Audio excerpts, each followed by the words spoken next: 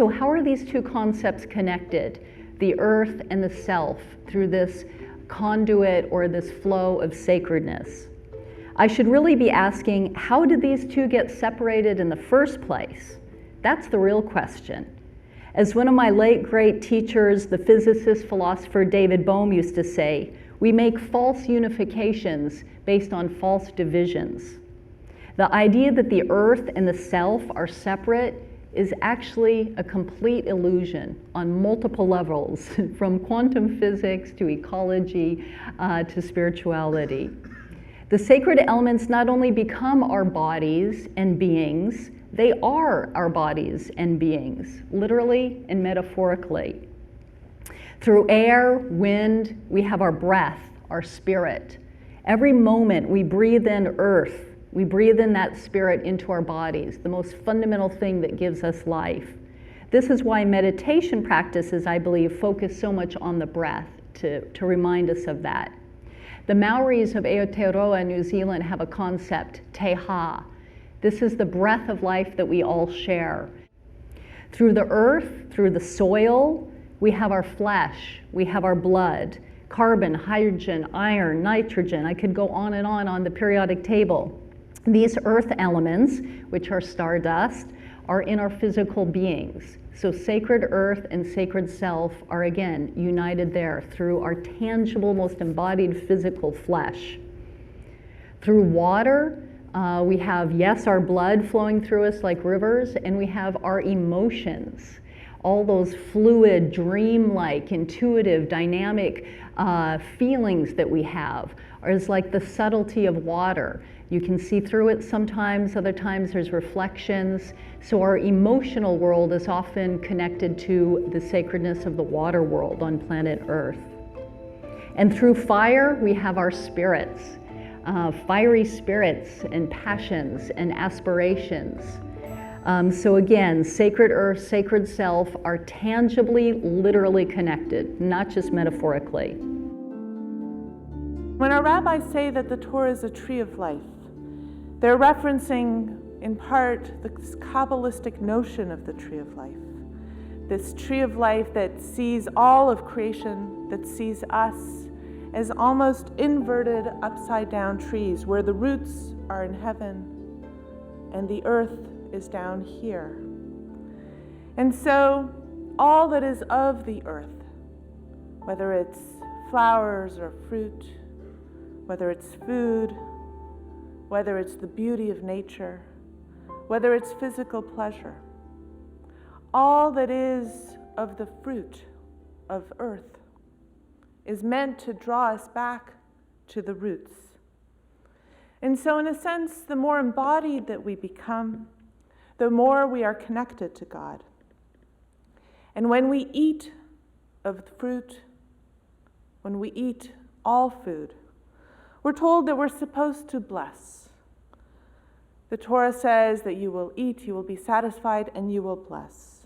And when we bless, when we allow that food to enter us, we are completing that circle. We are reconnecting back to the roots.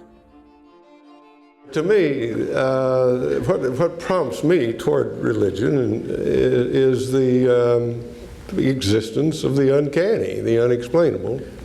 That there should be something and not nothing seems to me to be wonderful. And I don't think that that can be empirically dealt with.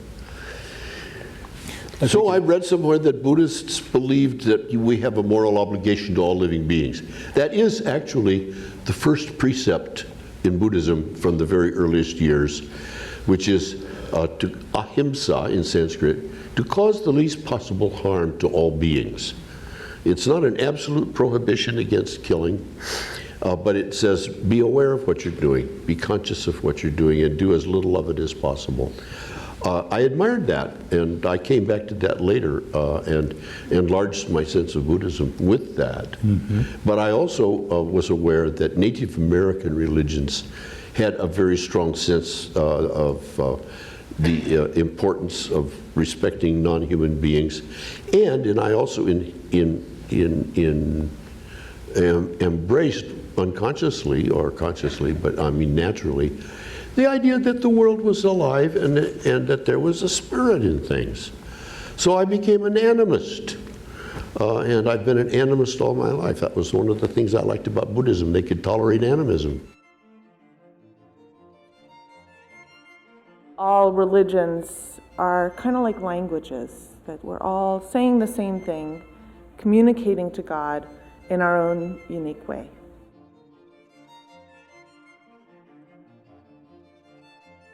The purpose of human existence, I'm going to speak from my tradition. This is the Festival of Faiths. So I want to speak from my tradition, but I think this could be shared by many peoples. There's a verse in the Quran that tells us that one of the reasons why we were created was for the cultivation of the earth. That the verse says that it was God who brought you into the being from the earth and settled you therein to cultivate it. Sta'marakum fiha. So imara is cultivation, and it indicates a lot of different things that humans do. And this is why anybody who's involved in cultivation of the earth in a positive way is fulfilling a divine purpose, whether they believe in the divine or not. That they are fulfilling a divine purpose. And this is often lost on religious peoples that are working from a provincial tradition and not recognizing that everybody is here for a reason. The second is the purpose is actually to worship, to adore the Creator, and this is obviously from the Abrahamic traditions, that I only created unseen beings and human beings to worship me. And then finally, stewardship, the idea of being caretakers of what we've been given. This is called the Khalifa, and the Khalifa is one who stands in place. And the Quran tells us that God said, I'm placing in the earth a steward, and a steward is one who acts on the behalf of another. And so this is divine stewardship.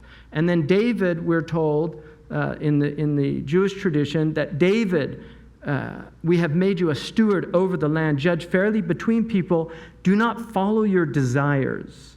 It's a really important point about this, because stewardship is corrupted by following desires. The garden is our oldest metaphor.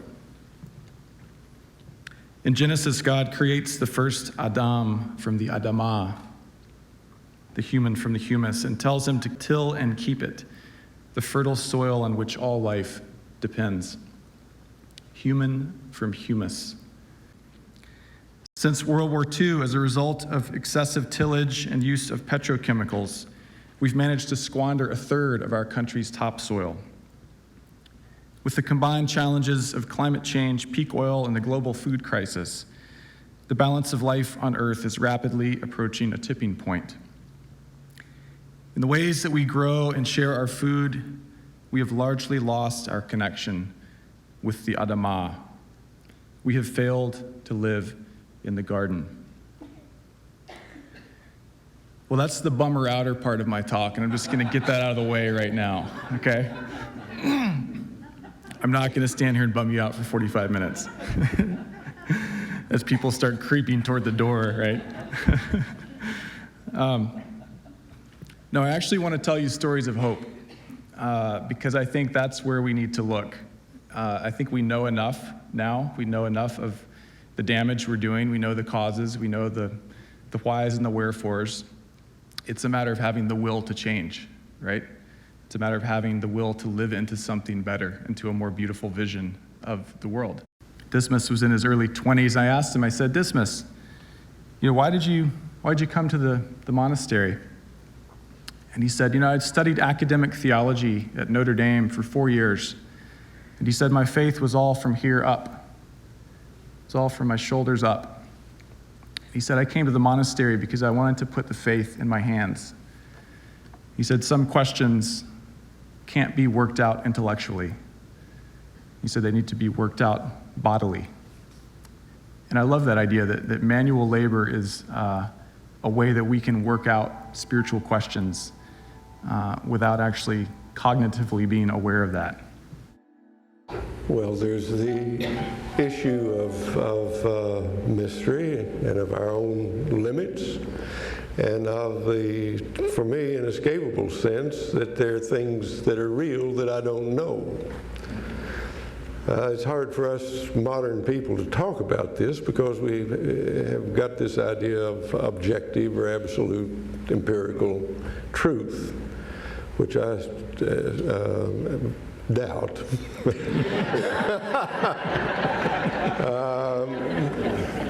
So you need some kind of framework to put that problem in, your own limits, the mystery of our existence here, which is wonderful, literally. Well, But enjoying mystery and enjoying doubt becomes part of it. It's, sure. Yeah. Well, how much is doubt and how much is mystery? How much is ignorance? But the other thing a little that goes a long prompts me way, though. is the issue of practice, and that's where Gary is, and my very marginal understanding of Buddhism have really helped me. Gary's orientation to practice, which means practical practice. Yeah, having that's something to do. That's what Buddhism does. In Buddhism, they don't talk about faith ever. You know, what is faith to anybody? What do you do is the question. When you meet somebody on the trail up in Tibet, you don't ask what's their religion, you say, who's your teacher and what is your practice? And it's assumed that you're really working on something or thinking about something. So the idea of right livelihood plugged a big hole in Christianity for me as it came to me. There was no concept of right livelihood. The churches taught that there was such a thing as full-time Christian service, by which they meant being a song leader or a missionary or a preacher. The rest of us just had to get along the best we could. We had no practice. And I think that's still largely true of Christianity.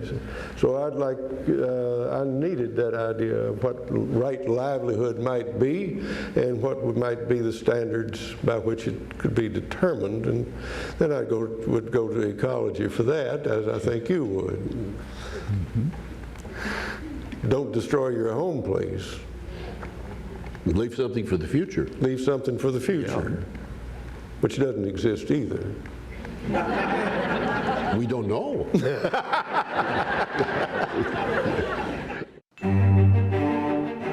Yes, at a certain point, the sun will burn out. Yes, there's going to be another ice, whatever is going to happen.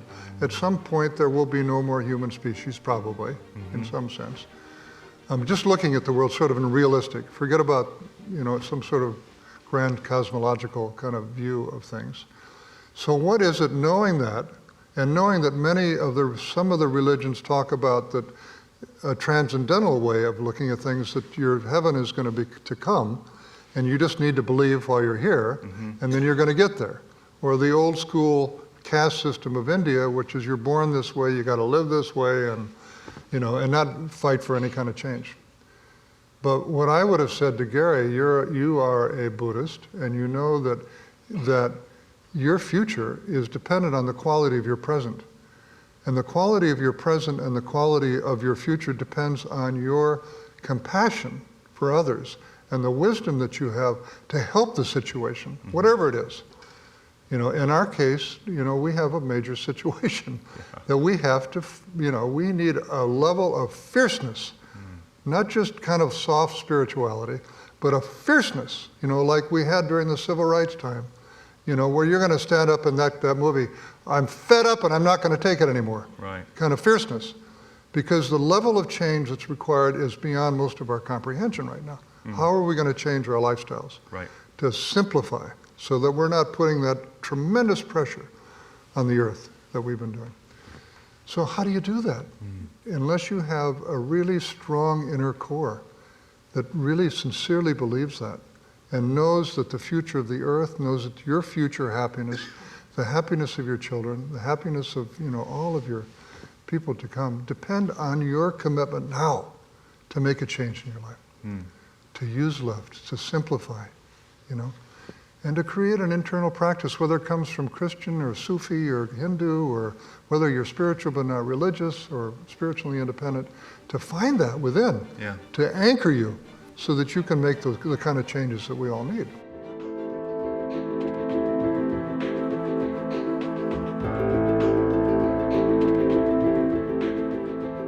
I try to make art that makes us think differently. Of course, I think we learn better, we take in a message better if we're entertained than if we're told. So I make art which has a message, and that message is all about these everyday things we do which are causing damage. And the impact, the positive impact that we can all have by changing these things a little bit. This is the waste from the making of toilet paper. It's in Canada, in Thunder Bay, and this is deforestation for the making of toilet paper and the most popular facial tissues. I try not to use brand names because rather than vilify a particular company, I would rather us change our behavior and therefore change the market. As an artist, it's so hard. How do I make a picture of climate change? Sure, we can take a picture of power plants, coal-burning power plants, which we know are one of the largest single causes of climate change. This one, by the way, is just up the Ohio River from us. And this is the ash which they produce, which is just up the Ohio River and is leaching into the Ohio River and the groundwater in Shippingsport. This shot, it's actually the same place. Those woods are where I was hiding to take this shot. And it's really the quintessential mountaintop removal shot. I'm very proud when one of my pictures becomes the defining picture of something, even if it's mountaintop removal mining. But how crazy is it to be cutting down a mountain to get a little bit of coal? I try to draw those long connections which are hidden in our world. Who would know that if you buy a certain roll of toilet paper that the boreal forest is being cut down to get it to us?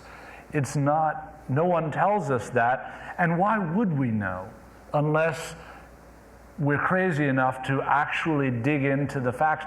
But I think we need to be. That's really the message of what I do, is that we really must stop being consumers and be citizens. I think to be an adult means being responsible for the impact of everything we do.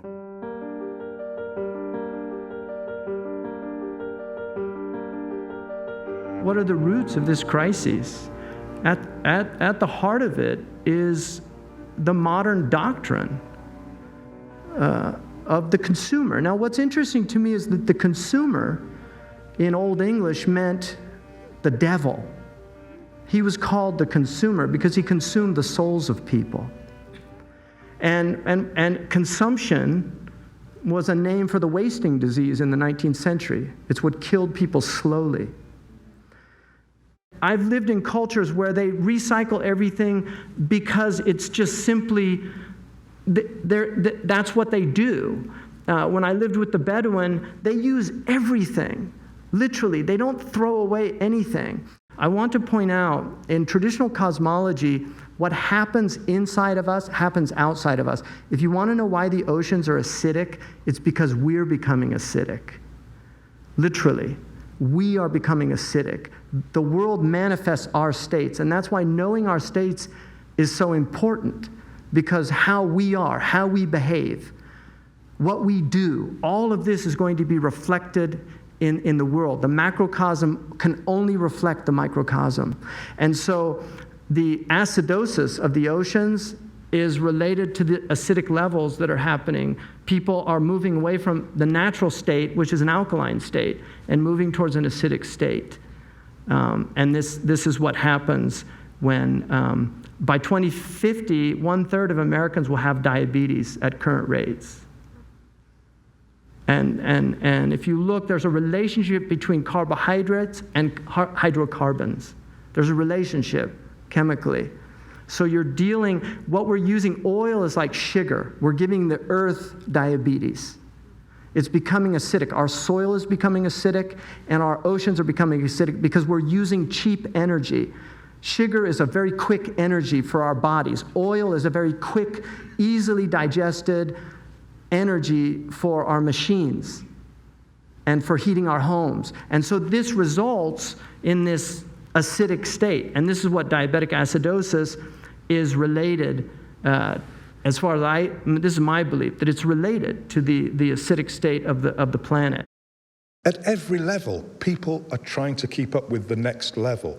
And we're on this treadmill of consumption. Point is, that treadmill of consumption drives up the carbon footprint. So those countries with the greatest inequality, they say, are also the ones with the highest carbon footprints who are doing the most to damage our climate through climate change. The headline, therefore, is, if we want to mitigate against climate change, now we're already going to have to adapt to what's happening already, but if we want to mitigate further damage, we need to start looking at inequality in nations and between nations as another way of bringing down our carbon footprints. I don't hear some of the leaders of the climate change movement talking about this. We're still talking about the science. Let's get off the science, that's in. Let's talk about inequality and some of the ethical and moral reasons why we should be doing something about climate change. So if we really want to understand sustainability, our focus should be on both human equality and environmental quality together. I think there's absolutely enough evidence to say, let's stop separating out environmental quality and human equality, social justice and environmental protection. These are too interrelated, and the reason why we're not doing well on either is because we're not linking them.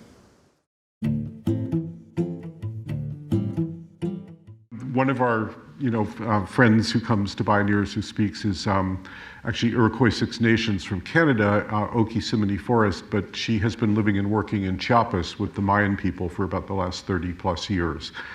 And we had the chance to sit down with her, and she told me some of the Mayan cosmology about this time and this moment that we're in right now. And I'd like to share some of her words about that. The Mayan people call this moment the time of no time. From here on, we're on Earth time. Mother Earth is shaking to her core. It's a time of madness, disconnection, and hyper-individualism.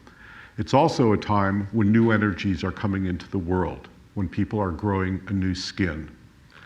The Mayan vision says we in the West will find safe harbor only if we can journey past a wall of mirrors. The mirrors will drive us mad unless we have a strong heart. Some mirrors delude us with an infinity of reflections of our vanity and shadows. Others paralyze us with terror and rage, feeding an empire that manufactures our fear into resignation. But the empire has no roots and it's toppling all around us. In this time, everyone is called to take a stand. Everyone is called to be a leader. To get beyond the wall of mirrors, the final challenge is to pass through a tiny door. To do this, we must make ourselves very, very small, to be very humble. Then we must burrow down into the earth where indigenous consciousness lives. On the other side is a clear pond. There, for the first time, we'll be able to see our true reflection. In this time of no time, we can go in any direction we want by dreaming it. Our dreaming can shift the course of the world. And paradoxically, this moment that we're facing now, this crisis, is exactly the dream of our current civilization. The dream of endless growth, materialism, hyper-individualism, and domination has turned into a nightmare. So how do we dream our way out of that nightmare? Well, one way is to wake up. And that's exactly what's happening all over the world, and people are awakening, I think, to a new dream. As I've been learning about whole systems, here are a few of the principles that I just want to mention. One is that in nature, the only constant is change. And as human beings, You know, we tend not to like change very much. We tend to resist it, we tend to avoid it, we tend to deny it. And so it's part of my practice for myself of cultivating what I call full spectrum leadership, to orient myself in a positive direction towards change, to recognize that there's got to be something good in it, and we are living in a time of tremendous upheaval and change. Let's say we're moving away from an age of reductionism into a new era where we understand that everything is connected, everything is working systemically, which makes it very hard for scientists to work because they're used to measuring the difference between 2 or 3 things, and they hate, you know, a research program which has many different parameters. And yet, in real life, that's how things are. And so perhaps we can use metaphor as a way of understanding the truth of that. Living systems are what scientists call holonic. And I learned this from Joanna Macy. Holonic is H-O-L-O-N-I-C, and what it describes is essentially the same thing as above, so below. It describes fractals. It describes the quality like those Russian dolls that nest one within the other. It essentially means that what's true for the part is true for the whole, and what's true for the whole is true for the part. And so we cycle back to as above, so below, and sacred self, sacred earth. How do we restore and reconsecrate a sacred relationship with Mother Earth? And I'm thinking of really getting back to the basics. We need to really think of our fundamental needs, not our wants. And these basics are our food and our water. For the Navajo Nation, food is chi'iyan, chi'iyan. This means chi, connected to, other languages, is actually the intestines and is connected to the earth going down. Yan is connected to an upward movement. So fundamental to the concept of food in the Navajo language, chi'iyan, you have the earth below and the heavens above, or for them, father or a male gender above and a female gender below. And so chi'iyan, food, means the balancing and the integration of matter and spirit, of heaven and earth, above and below. So that core concept reframes the way we think about food. It's all connected. It's one of the most basic precepts in life.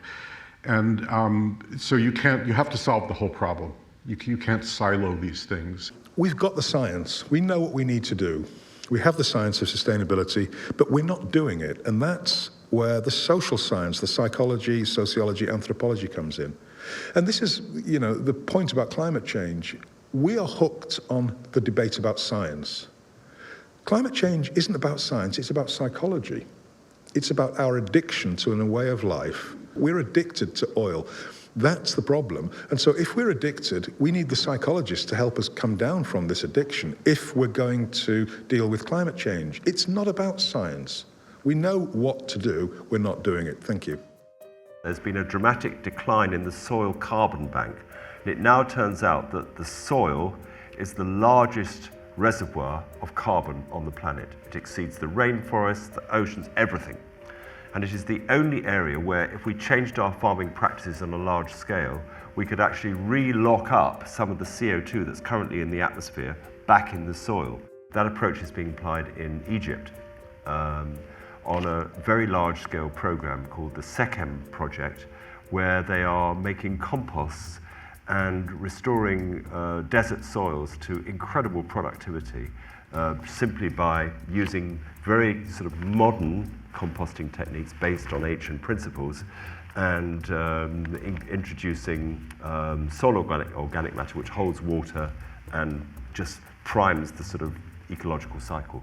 So there's great hope, I think, that we can, through applying some of this knowledge, we can bring about these changes at scale.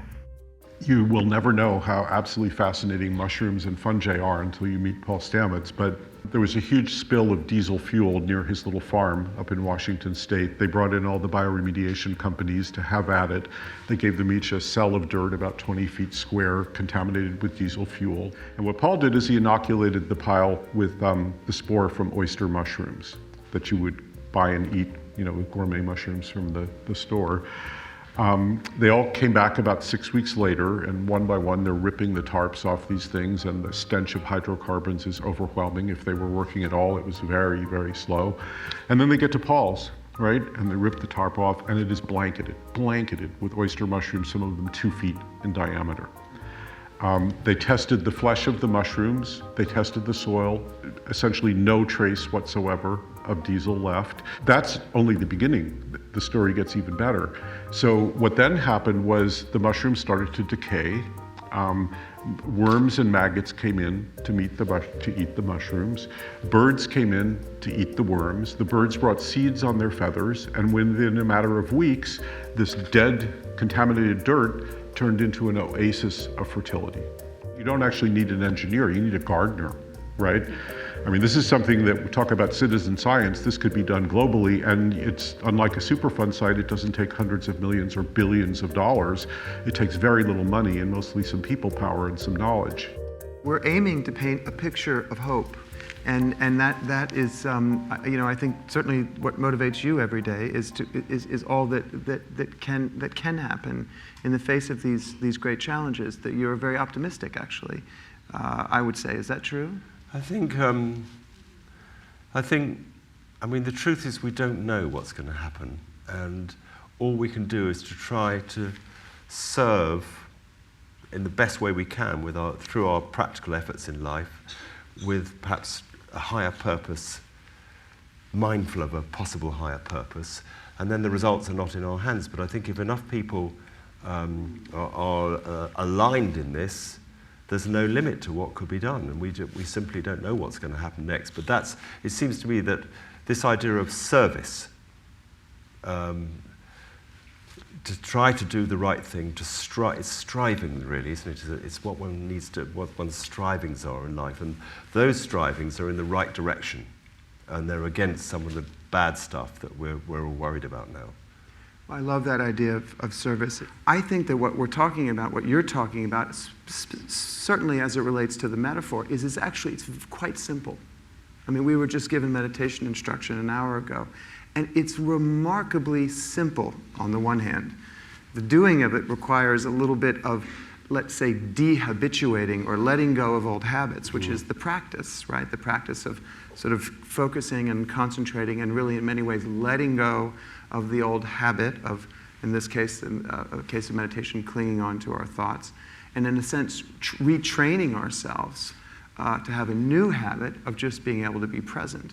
Yes, and of course, the fruit of meditation is that the quality of the fresh thoughts which can arise when one has placed one's attention inside one's body and resisted the pull of these thoughts which steal one's attention, is that you then are in a position to have better observation and therefore better quality of thoughts, which we do need to address some of these issues.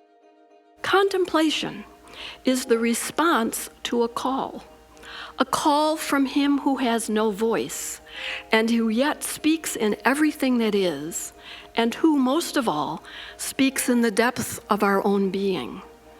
It is awakening, enlightenment, and the amazing intuitive grasp by which love gains certitude of God's creative and dynamic intervention in our daily life. Contemplation is life itself, fully awake, fully active, fully aware that it is alive. A lot of people won't give up when they hear how bad everything is, but I'm not for that. That's just too comfortable. I don't like to hear it, and I like to have something to do.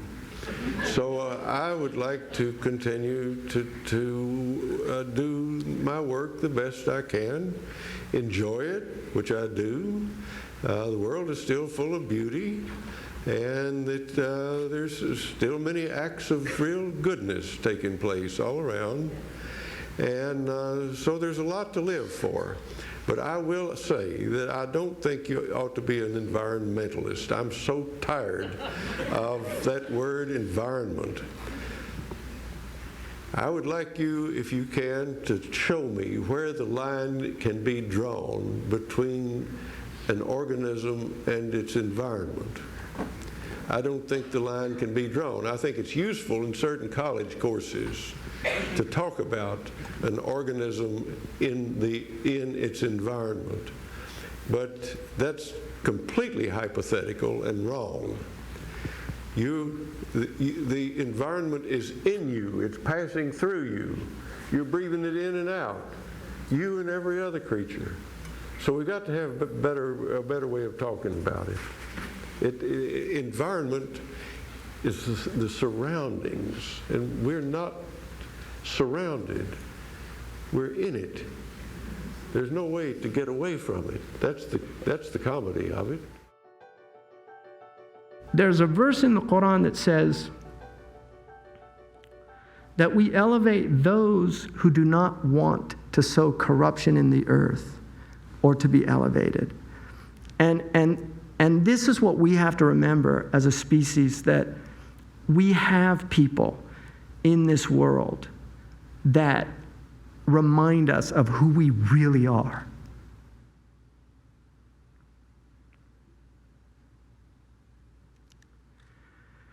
We're not mindless, spineless consumers. We have human hearts. We have the ability to know infinity. We can conceptualize it. No other species can do that. We are something amazing. And we have to remind our young people of that. Lost in this world of false idols, of images of women that are so degrading. They are so degrading, and I don't need to name names because you know them. You see them on the television. You see them on the covers of magazines. This is not who we want our young girls to grow up emulating. We don't want our young men to grow up emulating the lowest forms of life on this earth. The cockroaches, the rats, the jellyfish. We want them to soar with the eagles. And that's what we're here to do and to remind people.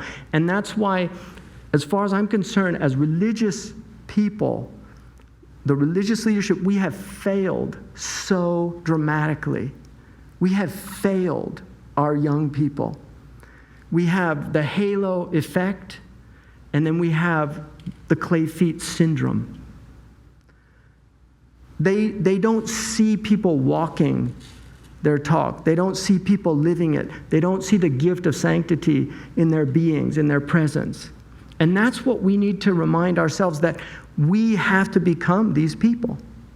We have to be these people that have graced this earth, reminding us this is not what it's about. We're here for a short temporal time, and we have work to do. And our work is in discovering ourselves and in serving others. This is the work. We're not here to consume. We're not here to indulge ourselves. We're here for something much greater, and we constantly need to be reminded because we're a forgetful species.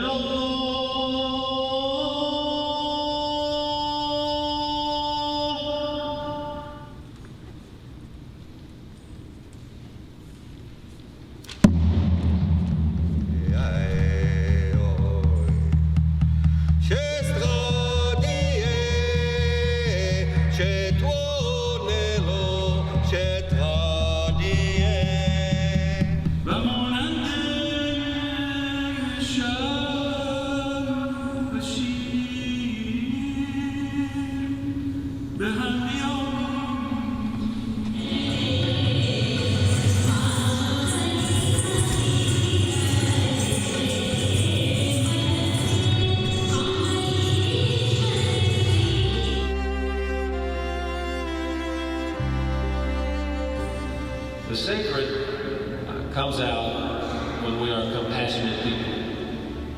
And compassionate doesn't just mean feeling sorry for others. Dr. Martin Luther King said, true compassion is more than flinging a coin to a beggar. It comes to see that an edifice which produces beggars needs restructuring. Muhammad Ali, another one of our hometown heroes, said, service to others is the rent you pay for your room here on earth. And Albert Einstein said, only a life lived for others is a life worthwhile. So what's going on here? We've got a minister, a boxer, a scientific genius all agreeing on something. I think it's fair to say that it's simple, but it's profound at the same time. And that is the idea that no matter what your occupation in life, your so-called standing in life, whatever your goal is,